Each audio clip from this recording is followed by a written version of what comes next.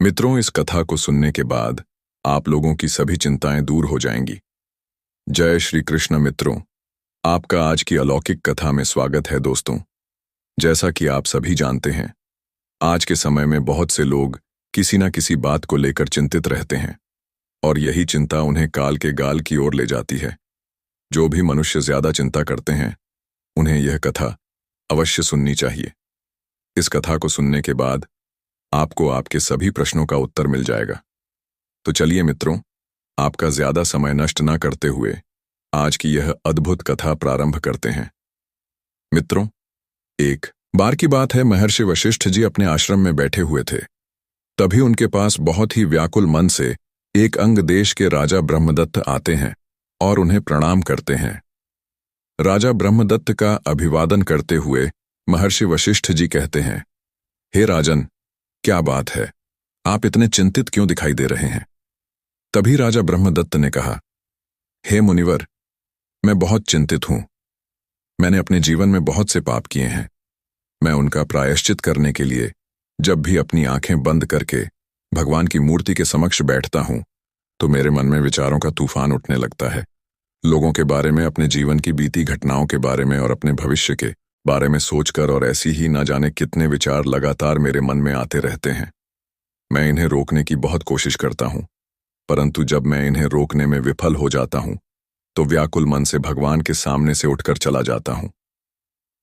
हे मुनिवर, कृपया आप मेरी इस समस्या का कोई समाधान बताएं। मित्रों, राजा ब्रह्मदत्त की बातें सुनकर महर्षि वशिष्ठ ने बहुत ही शांत और गंभीर स्वर में कहा, हे राजन, यदि तुम अपने दुखों से बाहर निकलना चाहते हो और अपनी चिंता से मुक्ति पाना चाहते हो, तो तुम अपने जीवन से इन 4 आदतों को त्याग दो। फिर तुम्हारा मन सदैव प्रसन्न रहेगा और तुम कभी चिंतित नहीं रहोगे। मित्रों, आगे महर्षि वशिष्ठ जी कहते हैं, हे राजन, आज मैं तुम्हें एक बहुत ही दिव्य और अलौकिक कथा का श्रवण कराने जा रहा हूं, जिसे सुनने के बाद तुम्हारी चिंता दूर हो जाएगी। तभी राजा ब्रह्मदत्त हाथ जोड़ते हुए कहते हैं, हे मुनिश्रेष्ठ, आप कथा सुनाकर मुझे अनुग्रहित करें। प्रिय मित्रों, कथा सुनाते हुए महर्षि वशिष्ठ कहते हैं, हे राजन, प्राचीन काल में गोदावरी नदी के किनारे एक अत्यंत ही सुंदर और मनमोहक आश्रम था। उस आश्रम में पाणिनि नाम के एक विद्वान आचार्य जी अपने शिष्यों के साथ रहते थे और उन्हें शिक्षा देते थे। उसी आश्रम में हेमचंद्र नाम का एक छात्र रहता था। वह बहुत अधिक बोलता था, सदैव अपने आप को दूसरों से बहुत श्रेष्ठ समझता था और दूसरों को नीचा दिखाने की कोशिश किया करता था।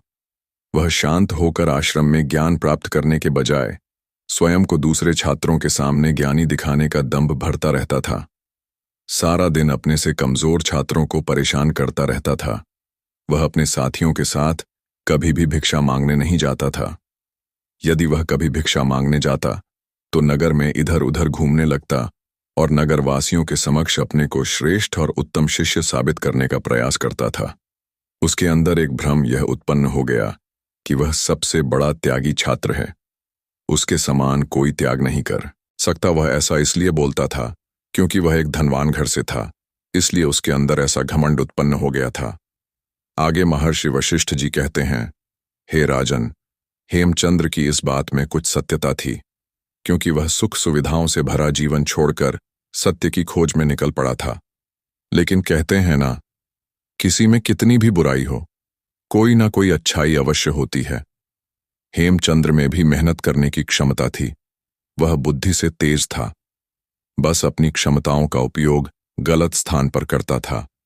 एक दिन आचार्य पाणिनि ने आश्रम के सभी शिक्षकों को बुलाकर कहा, आप सभी को अगले 1 माह के लिए कोई ना कोई संकल्प लेना है। इससे आपकी संकल्प शक्ति मजबूत होगी और आप में अद्भुत शक्ति का संचार होगा। आप सभी अपने सामर्थ्य के अनुसार कोई एक संकल्प ले सकते हैं। 1 माह से पूर्व जिसका भी संकल्प टूट जाएगा, वह अपनी दिनचर्या में वापस आ जाएगा। सभी शिक्षकों ने आचार्य पाणिनि की यह शर्त मान ली और फिर अपने सामर्थ्य के अनुसार छोटे बड़े संकल्प लिए। उसके बाद आचार्य पाणिनि को अपने अपने संकल्प के बारे में बताकर उन्हें प्रणाम करके वहां से चले गए। उन्हीं के पास में खड़े हेमचंद्र को आचार्य पाणिनि की यह बात तनिक भी पसंद नहीं आई। उसका मानना था कि संकल्प का अवसर केवल शिक्षकों को क्यों मिला, छात्रों को भी मिलना चाहिए था। यह बात उसने आवेश में आकर आचार्य से बोल दी। उसकी बात सुनकर आचार्य पाणिनि मुस्कुराते हुए बोले, हे शिष्य हेमचंद्र, यदि तुम्हें लगता है कि छात्रों को भी यह परीक्षा देनी चाहिए तो ठीक है, मैं तुम्हारी इस बात से सहमत हूं। और जिन भी छात्रों को लगता है कि उनकी संकल्प शक्ति मजबूत है तो वह आगे आकर 1 महीने के लिए संकल्प ले सकते हैं। मित्रों, हेमचंद्र अपने आप को सबसे अलग और बड़ा दिखाना चाहता था, इसलिए उसने उत्तेजित होकर आचार्य पाणिनि से कहा, हे गुरुदेव, आप ही बताइए, मुझे क्या संकल्प लेना चाहिए। उसकी यह बात सुनकर पहले तो आचार्य मुस्कुराए, फिर उन्होंने कहा, हे शिष्य हेमचंद्र, मेरे पास एक सुझाव है। तुम अपने शिक्षकों और मित्रों के पास जाओ और उनसे जाकर पूछो कि तुम्हें क्या संकल्प लेना चाहिए। क्या पता तुम्हें किसी ऐसे संकल्प के बारे में पता चल जाए जो तुम्हारे जीवन में कोई बहुत बड़ा परिवर्तन ले आए।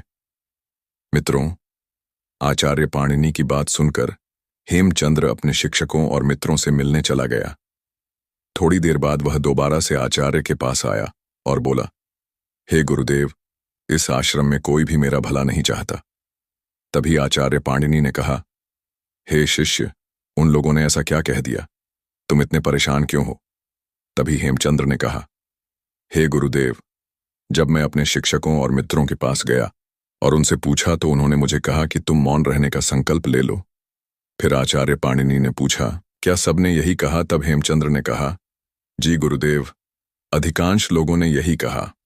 यह सुनकर आचार्य पाणिनि कुछ देर के लिए शांत हो गए। फिर उन्होंने हेमचंद्र की ओर देखते हुए पूछा, हे पुत्र, क्या तुम यह संकल्प पूरा कर पाओगे मित्रों। तभी हेमचंद्र ने कहा, गुरुदेव, इसमें कौन सी बड़ी बात है, यह तो मैं आराम से कर लूंगा। आज ही मैं आपके सामने मौन संकल्प ले लेता हूं कि अब मैं आने वाले 1 महीने तक मौन रहूंगा। तभी आचार्य पाणिनि ने हेमचंद्र को अपने संकल्प पर अटल रहने का आशीर्वाद दिया और अपने आश्रम में चले गए। मित्रों, आगे महर्षि वशिष्ठ जी कथा सुनाते हुए कहते हैं, हे राजन, हेमचंद्र के अतिरिक्त अन्य किसी छात्र ने संकल्प नहीं लिया। यह देखकर हेमचंद्र अपने आप को बहुत गर्वित महसूस करने लगा और मन ही मन सोचने लगा कि अरे वाह, शिक्षकों के साथ केवल मैंने संकल्प लिया है, मैं बाकी विद्यार्थियों से श्रेष्ठ हूं, मेरा संकल्प तो पूरा भी हो जाएगा। देखते हैं कौन से शिक्षक अपना संकल्प पूरा कर पा रहे हैं और कौन से नहीं। यह सोचते हुए वह विद्यार्थियों की कुटिया की ओर चला गया। फिर उसने एक दिन जैसे तैसे मौन रहकर दिन व्यतीत कर लिया, लेकिन दूसरे दिन से उसके मन में ना बोलने का बोझ बढ़ने लगा। तीसरे दिन उसे भारीपन महसूस होने लगा और चौथे दिन उसके अंदर एक अजीब सी बेचैनी होने लगी, क्योंकि आश्रम में सभी एक दूसरे से बात कर रहे थे। वह भी अपना पक्ष उनके सामने रखना चाहता था, उनकी बोलती बंद कर देना चाहता था, लेकिन उसका संकल्प उसके आगे आ रहा था। बिना बोले वह रह नहीं पा रहा था, मानो उसका सर फटा जा रहा था। उसका खाने पीने का मन नहीं कर रहा था, बस वह बोलना चाहता था। जब वह ज्यादा परेशान हो गया तो इसका हल ढूंढने के लिए वह आचार्य पाणिनि के पास जा पहुंचा और उन्हें प्रणाम करके उनके सामने बैठ गया और एक भोजपत्र में उसने लिखा, हे गुरुदेव, मैं बोलना चाहता हूं, मैं बिना बोले नहीं रह सकता। मुझे बिना बोले ऐसा प्रतीत हो रहा है मानो मेरे सिर पर एक बोझ रख दिया गया है। अब मैं क्या करूं? क्या मैं यह संकल्प तोड़ दूं मित्रों? उसके द्वारा भोजपत्र पर लिखी गई बातों को पढ़कर आचार्य पाणिनि मुस्कुराकर बोले, हे पुत्र हेमचंद्र, संकल्प तो तोड़ने के लिए ही होते हैं।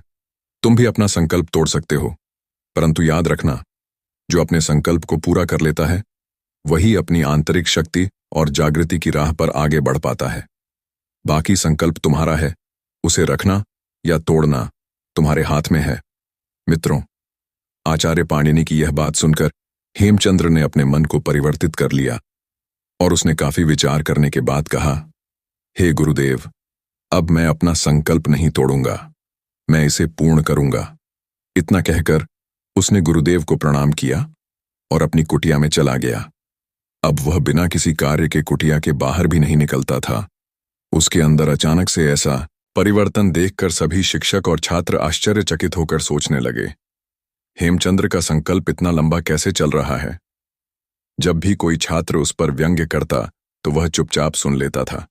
उसका कोई जवाब नहीं देता था, क्योंकि उसने मौन संकल्प ले रखा था। मित्रों, उसे मौन संकल्प लिए कई दिन बीत गए थे, इसलिए उसके अंदर की बातें बहुत तीव्र वेग से बाहर प्रकट हो रही थीं। अब उसका मौन और ज्यादा मुखर हो रहा था। हेमचंद्र ज्यादा बेचैन होने लगा था। फिर एक दिन वह दोबारा से आचार्य पाणिनि के पास इसका हल जानने के लिए गया और आचार्य पाणिनि को प्रणाम करके उनके सम्मुख बैठ गया और अपने मन की व्यथा एक भोजपत्र में लिखकर पूछा, हे गुरुदेव, मैं बाहर से जितना मौन हूं, अंदर से उतना ही ज्यादा मेरे अंदर शोर है क्या? इसके बाद भी मेरा संकल्प जारी है या फिर मेरा संकल्प टूट चुका है? मित्रों, हेमचंद्र की बातें सुनकर आचार्य पाणिनि ने कहा, हे पुत्र, तुम्हारा संकल्प अभी भी जारी है, लेकिन जब तक लोगों की आवाज तुम्हारे कानों में पड़ती रहेगी, तुम्हारा मन बोलता रहेगा, क्योंकि इसे तो आदत है बोलने की। तुम्हें इससे बाहर आने के लिए इन आवाजों से दूर जाना पड़ेगा, तभी तुम्हारे अंदर का शोर शांत होगा। मित्रों, यह सुनकर हेमचंद्र ने आचार्य पाणिनि को प्रणाम किया और इस बार कुटिया में वापस न जाकर जंगल की तरफ चला गया। उसने सोचा, जब मेरा संकल्प का समय पूरा हो जाएगा तभी लौटकर मैं आश्रम में आऊंगा। लेकिन जब वह जंगल में गया तब उसे पता चला कि वह अंदर से अशांत था, इसीलिए वह बाहर से इतना शोर मचाता था। मित्रों, आगे की कथा सुनाते हुए महर्षि वशिष्ठ जी राजा ब्रह्मदत्त से कहते हैं, हे राजन, जंगल में रहते हुए हेमचंद्र को 1 महीने बीत गए। उसके बाद भी वह लौटकर आश्रम नहीं आया। तब उसके सहपाठी और सभी शिक्षक उसे वापस लाने के लिए आचार्य पाणिनि के पास गए और कहा, हे गुरुदेव, 1 महीने से ज्यादा हो चुका है, परंतु हेमचंद्र अभी तक लौटकर वापस नहीं आया। क्या हमें उसे ढूंढना चाहिए? क्या पता किसी जानवर ने उस पर हमला कर दिया हो या फिर उसका स्वास्थ्य खराब हो गया हो और वह आश्रम का रास्ता भटक गया हो, इसलिए हमें उसकी मदद के लिए जाना चाहिए। अपने सभी शिष्यों की यह बात सुनकर आचार्य पाणिनि ने कहा, तुम सब भी तो यही चाहते थे कि वह मौन हो जाए। यह संकल्प तो तुम ही लोगों ने उसे सुझाया था, फिर अब तुम उसकी चिंता क्यों कर रहे हो? आचार्य पाणिनि के इस प्रकार कहने पर सभी छात्र शर्मिंदा हो गए। तभी एक शिक्षक ने आगे आकर कहा, हे गुरुदेव, हमें क्या पता था? हमारा सुझाव हमारे आश्रम के ही विद्यार्थी के लिए इतना हानिकारक हो जाएगा और वह आश्रम छोड़कर चला जाएगा और फिर कभी वापस लौटकर नहीं आएगा। इतना सुनते ही आचार्य पाणिनि ने मुस्कुराते हुए कहा, आप सभी चिंता मत करो, वह आ जाएगा। अब आप सभी निश्चिंत होकर अपनी कुटिया में जाओ। मित्रों, 2 दिन बाद हेमचंद्र आश्रम में वापस आ गया। हेमचंद्र को देखकर उसके मित्रों ने उसे घेर लिया और उससे बातें करने लगे। यह क्या? हेमचंद्र तो अब सबसे घुल मिलकर प्रेमपूर्वक बातें कर रहा था। न किसी का उपहास, न किसी से आगे निकलने की होड़, न किसी से बड़ा बनने की चाहत। उसे देखकर लग रहा था मानो वह बदल सा गया हो। अपने मित्रों से बात करके वह अपने शिक्षक गण के पास गया और उनके प्रेमपूर्वक चरण स्पर्श किए और उनसे बातें की।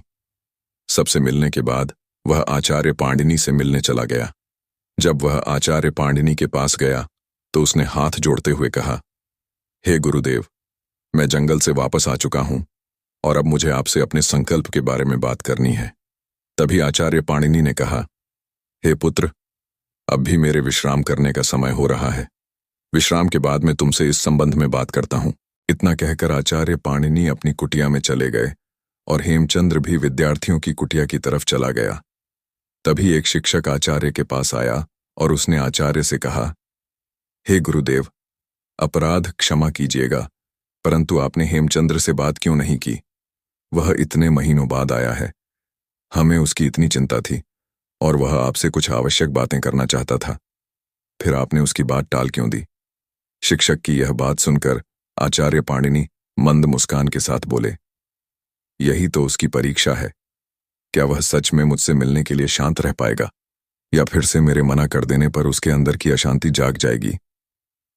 मित्रों, शिक्षक को अपने प्रश्न का उत्तर मिल चुका था। इतना कहकर आचार्य पाणिनि विश्राम करने चले गए। कुछ समय पश्चात जब विश्राम करके वह जागे, तब उन्होंने हेमचंद्र को बुलाया और पूछा, बोलो पुत्र। हेमचंद्र, तुम क्या बताना चाहते थे? तभी हेमचंद्र ने हाथ जोड़कर कहा, हे गुरुदेव, मैं यह जानना चाहता हूं कि मेरा संकल्प पूरा हुआ या नहीं। यही बात मैं आपसे पूछने के लिए आया था। आगे उसने कहा, हे गुरुदेव, जब मैं यहां से जंगल गया तब मेरे बाहर तो बहुत ही शांति हो गई, परंतु मेरे अंदर का शोर बढ़ता गया, जिससे मैं बहुत परेशान होने लगा। और फिर मैं जोर जोर से चिल्लाने लगा, परंतु शोर कम नहीं हुआ। कुछ समय बाद जब मैंने उस शोर को सुनना शुरू किया, तब मुझे पता चला कि जो शोर मैं बाहर मचाता था, वह शोर मेरे अंदर रहता था। मेरे अंदर की कमियां, अज्ञानता और इनकी वजह से मेरे मन में उत्पन्न हुई असुरक्षा की भावनाओं ने मुझे अशांत कर दिया था। मैं अपनी कमियों को सुधारने के बजाय दूसरों से लड़ता था। उन्हें गलत साबित करने के लिए अपने बल का उपयोग करता था। मैं अपनी बातों के बल पर लोगों को जीतना चाहता था। यही मेरी गलती थी। जब मैंने अपने अंदर के शोर को समझना शुरू किया और उसे शांत करना शुरू किया, तब मैं अपने आप को समझ पाया कि ना मुझे मौन रहने की आवश्यकता है और ना ही मुझे बोलते रहने की आवश्यकता है। मुझे केवल सम्यक रहने की आवश्यकता है। जितनी आवश्यकता है उतना ही बोलना चाहिए, अन्यथा चुप रहना चाहिए। फिर उसने कहा, हे गुरुदेव, अब आप मुझे बताएं कि क्या मेरा संकल्प टूट गया या मेरा संकल्प पूर्ण हुआ? उसकी बात को ध्यानपूर्वक सुनने के बाद आचार्य पाणिनि ने कहा, हे पुत्र, यदि तुम 1 महीने तक बिना कुछ बोले चुप रहते और मुझसे कोई प्रश्न भी ना करते और अपनी यात्रा में आगे भी ना बढ़ते, तब भी तुम्हारा संकल्प पूरा हो जाता। परंतु उस संकल्प के पीछे की योजना सिद्ध नहीं हो पाती। लेकिन तुमने जंगल में जाकर अपने लिए मार्ग भी स्वयं बनाया और उसे स्वयं सिद्ध भी किया।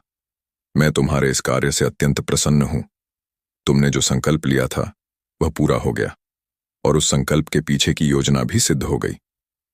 आचार्य पाणिनि की यह बातें सुनकर हेमचंद्र आनंद से भाव विभोर हो गया। उसके चेहरे पर प्रकट हुई मंद मुस्कान सब व्यक्त कर रही थी। फिर आचार्य पाणिनि ने हेमचंद्र से कहा, जाओ, अब आश्रम के सभी शिक्षकों और छात्रों को बुलाकर ले आओ। आचार्य की आज्ञा पाकर हेमचंद्र आश्रम के सभी शिक्षकों और विद्यार्थियों को बुलाकर ले आया। सभी छात्र आचार्य पाणिनि की बातों को सुनने के लिए क्रमबद्ध तरीके से खड़े हो गए। फिर आचार्य पाणिनि ने अपने सभी शिष्यों को संबोधित करते हुए कहा, मेरे प्रिय शिष्यों, मैंने आप सभी को संकल्प से संबंधित कुछ विशेष बातों को बताने के लिए एकत्रित किया है।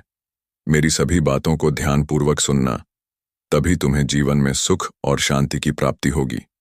मित्रों, आगे आचार्य पाणिनि कहते हैं, हे शिष्यों, यदि आपके सामने कोई क्रोधित होता है या आपको नीचा दिखाने की कोशिश करता है, तो आपका प्रथम कर्तव्य है कि आप उसे शांत करवाएं या फिर उस अशांत व्यक्ति को शांति की राह दिखाएं, न कि उसकी कमी निकालकर उसे और दुखी या अशांत करें। दूसरी बात, यदि आप अशांत हैं और आपको कोई बताता है तो आप मदद मांगे और अपने आप को शांत करने का प्रयास करें, न कि मौखिक शक्ति से उसे हराने का प्रयास करें। तीसरी बात, अगर तुम कभी जीवन में बहुत ज्यादा कठिनाइयों का सामना कर रहे हो तो उस समय ऐसा कोई भी निर्णय मत लेना जिससे कि परेशान होकर अपना अहित कर ले और बाद में आपको पछताना पड़े। चौथी बात, अपनी कमियों को छुपाने के लिए अपने मौखिक शक्ति का सहारा ना ले, अपितु अपनी कमियों को ध्यान से देखें, उन्हें समझे, उसके बाद उसमें सुधार करें। मित्रों, आचार्य की यह बात सुनकर सभी छात्रों को अपनी गलती समझ में आ गई और सभी ने अपने आप में सुधार करने की स्वेच्छा आचार्य से बताई। मित्रों, आगे की कथा सुनाते हुए महर्षि वशिष्ठ जी राजा ब्रह्मदत्त से कहते हैं, हे राजन, मनुष्य की चिंता का सबसे बड़ा कारण यह है कि वह दूसरे की तरक्की से ईर्ष्या करता है, उसे अपने आप से नीचा दिखाना चाहता है, उसे पसंद नहीं करता, उसकी मदद नहीं करना चाहता और ऐसी ही न जाने कितनी सारी नकारात्मक बातें मनुष्य दूसरों के प्रति अपने अंदर बैठा लेते हैं। फिर सारा दिन दूसरे के बारे में सोचता रहता है, उनसे बदला लेने के लिए नए नए तरीके खोजता है, दूसरों को नीचा दिखाने के लिए अवसर की तलाश करता है। उसकी यही नकारात्मकता सोच उसके चिंता का कारण बनती है और ऐसे लोग अपने आप को असहज महसूस करते हैं और जीवन में सदैव दुखी और परेशान रहते हैं। इसलिए हे राजन, दूसरे लोग क्या सोच रहे हैं, इसका अनुमान लगाना बंद करो। दूसरे लोगों के विचारों को पढ़ने की कोशिश करना बंद करो। अगर पढ़ना ही है तो खुद के विचारों को पढ़ना शुरू करो कि तुम्हारे अंदर क्या चल रहा है। कहीं तुम नकारात्मक सोच या बुराई करने जैसी आदतों के शिकार तो नहीं हो रहे हो मित्रों। फिर महर्षि वशिष्ठ ने कहा, हे राजन, असफलता पर हंसना तो लोगों का कार्य है। उनके हंसने के डर से तुम अपना कार्य करना नहीं छोड़ सकते, क्योंकि अगर तुम सफल हो जाते तो यही लोग तुम्हारी तारीफ करेंगे, तुम पर गर्व करेंगे। परंतु तुम अपने सफल होने पर दूसरों से तारीफ की उम्मीद करते हो, तो अपनी असफलता पर उनके हंसने से तुम्हें दुखी नहीं होना चाहिए। हे राजन, मुख्य समस्या तो यही है कि मनुष्य अपने जीवन में असफलता को पाप की तरह देखता है। यदि तुम आचार्य पाणिनि के शिष्य हेमचंद्र की तरह अपने आप में किसी कार्य के लिए दृढ़ संकल्प ले सकते हो, तो तुम अवश्य सफल हो जाओगे और अपनी चिंताओं से मुक्ति प्राप्त कर सकते हो। मित्रों, वशिष्ठ जी की यह बात सुनकर राजा ब्रह्मदत्त ने कहा, हे मुनिवर, आपके वचनों को सुनकर मैं धन्य हो गया। तभी राजा ब्रह्मदत्त के मन में एक प्रश्न का उत्तर जानने की जिज्ञासा उत्पन्न हुई और उन्होंने महर्षि वशिष्ठ के सामने अपने मन में उठ रही जिज्ञासा को प्रकट करते हुए कहा, हे मुनि, श्रेष्ठ मनुष्य को उसके द्वारा किए गए पापों से मुक्ति कब मिलती है मित्रों? राजा ब्रह्मदत्त का यह प्रश्न सुनकर महर्षि वशिष्ठ ने कहा, हे राजन, इस संदर्भ में मैं तुम्हें एक बहुत ही सुंदर कहानी सुनाता हूं, जिसे सुनने के बाद आपको आपके इस प्रश्न का उत्तर मिल जाएगा। मित्रों, महर्षि वशिष्ठ जी कहते हैं, हे राजन, प्राचीन काल में मायापुर नाम का एक विशाल और समृद्ध नगर था। वह अपनी सुंदरता और वैभव के शिखर पर था। मायापुर नगर में ज्ञान, कला और व्यापार में काफी वृद्धि हुई थी, किंतु इस नगर के लोगों के हृदय से धर्म, नैतिकता और करुणा लुप्त होती जा रही थी। नगरवासी धन, भोग, विलास और स्वार्थ में इतने लिप्त हो चुके थे कि उन्हें यह भी स्मरण नहीं था कि जीवन केवल सांसारिक सुखों के लिए नहीं, बल्कि आत्मा की उन्नति के लिए भी होता है। इसी नगर में देवांतक नाम का एक धनवान व्यापारी रहता था। उसके पास ऐशो आराम की सारी सुविधाएं थीं। इसके बाद भी उसके अंदर लोभ, क्रोध और अहंकार था। वह धन दौलत के लालच में अत्यंत ही दंभी हो चुका था। वह अपने स्वार्थ के लिए किसी भी हद तक चला जाता था। उसे धन के आगे सभी पाप पुण्य के समान दिखाई देते थे। लोगों के साथ छल कपट और धोखा करना उसकी आदत बन चुकी थी। वह गरीब व्यक्तियों को सदैव डराता धमका रहता था। उसे अपने इन पापों का कोई भय नहीं था।